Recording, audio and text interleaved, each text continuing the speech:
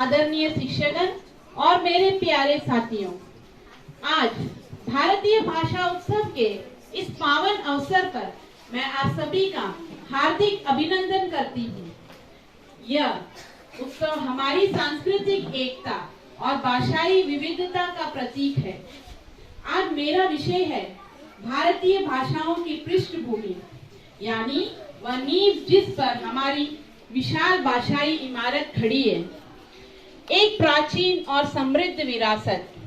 भारत को भाषाओं का एक अद्भुत संग्रहालय कहना गलत नहीं होगा। हमारी भाषाओं का इतिहास हजारों साल पुराना है। हम उस भूमि से आते हैं जहां दुनिया की सबसे प्राचीन और व्यवस्थित भाषा संस्कृत का जन्म हुआ, जिसे सभी आर्य भाषाओं की जननी माना जाता है। संस्कृत ने ही वेद, उपनिषद और हमारे महान ग्रंथों को जन्म दिया। प्रमुख भाषा परिवार। भारतीय भाषाओं को मुख्य रूप से 4 बड़े भाषा परिवारों में वर्गीकृत किया जाता है। यही 4 स्तंभ हमारी भाषाई पहचान को दर्शाते हैं। भारोपीय परिवार, यह सबसे बड़ा परिवार जिसमें हमारी लगभग 74% आबादी बोलती है। हिंदी, बंगाली, मराठी, गुजराती, पंजाबी और नेपाली जैसी भाषाएं इसी परिवार का हिस्सा है।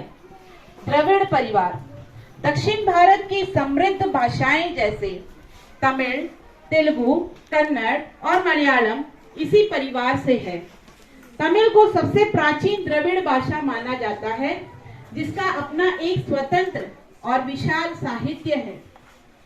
ऑस्ट्रो एशियाटिक परिवार, इसमें संताली, मुंडारी जैसी जनजातीय भाषाएं आती है, जो मुख्य रूप से पूर्वी और मध्य भारत में बोली जाती है। तिब्बती भरमी परिवार, यह परिवार पूर्वोत्तर भारत की भाषाओं जैसे मणिपुरी और बोडो का प्रतिनिधित्व करता है। भाषाओं का विकास क्रम। हमारी भाषाओं का विकास एक नदी के प्रवाह जैसा रहा है। संस्कृत से शुरुआत हुई, फिर पाली और प्राकृत जैसी लोक भाषाएं आई। प्राकृत से ही अपभ्रंश भाषाओं का जन्म हुआ और अपभ्रंश भाषाओं का जन्म हुआ आधुनिक भारतीय भाषाओं का रूप निखरा।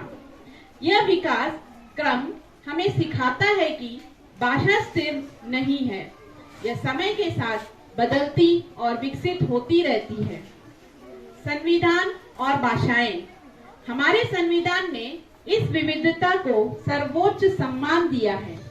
हिंदी को राज्य भाषा का दर्जा दिया गया है, जो देश के कामकाज की भाषा है, जबकि अंग्रेजी सह राजभाषा के रूप में कार्य करती है।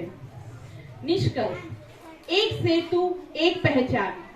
प्रिय मित्रों, हमारी भाषाएं केवल संवाद का माध्यम नहीं है, वे हमारी इतिहास, संस्कृति और सामूहिक चेतना की वाहक है। हर भाषा अपने आप में एक ज्ञान कोश है। आज भारतीय भाषा उत्सव पर हमें इस भाषाई विरासत पर गर्व करना चाहिए और यह संकल्प लेना चाहिए कि हम न केवल अपनी मातृभाषा का सम्मान करेंगे, बल्कि अन्य भारतीय भाषाओं को भी सीखने और समझने का प्रयास करेंगे। यही प्रयास हमारी अनेकता में एकता की भावना को मजबूत करेगा। अंत में मैं अपनी बात को एक कविता के जरिए समाप्त करना चाहूंगी। भारत है भाषा का मंदिर, बोली बानी इसकी शिखर। भारत है भाषा का मंदिर, बोली बानी इसकी शिखर। हिंदी, तमिल, तेलुगु, मराठी, हर भाषा में खुशबू प्यारी। शब्द हमारे जोड़े दिल को, घोले मिलन की मधुर मिठास। शब्द हमारे जोड़े दिल को, घोले मिलन की मधुर मिठास। भाषाओं की रंगोली सजकर बनती भारत की खास पहचान। तमिल की मीठी कविताएं, संस्कृत के मंत्र सुहाने, उर्दू की नज़में, बंगाली स्वर सबको एक सुर में ले जाए। आओ मिलकर मान बढ़ाए हर भाषा की कर दे शान। आओ मिलकर मान बढ़ाए हर भाषा की कर दे शान। भारतीय भाषा उत्सव मनाए, रंग बिरंगा अपना हिंदुस्तान, रंग बिरंगा अपना हिंदुस्तान। जय हिंद।